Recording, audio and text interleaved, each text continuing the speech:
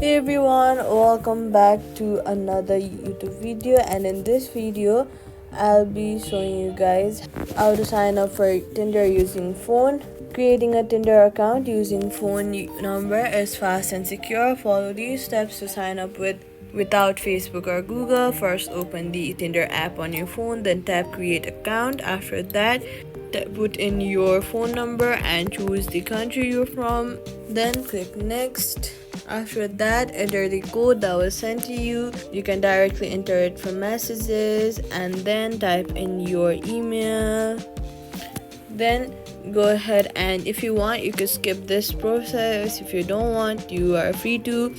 Then go ahead and agree to their privacy policy.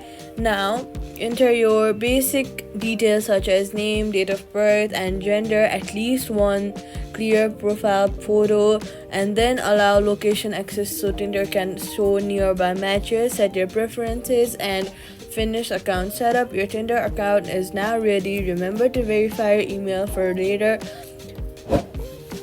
later for added security, and that's it. Subscribe for more quick fixes.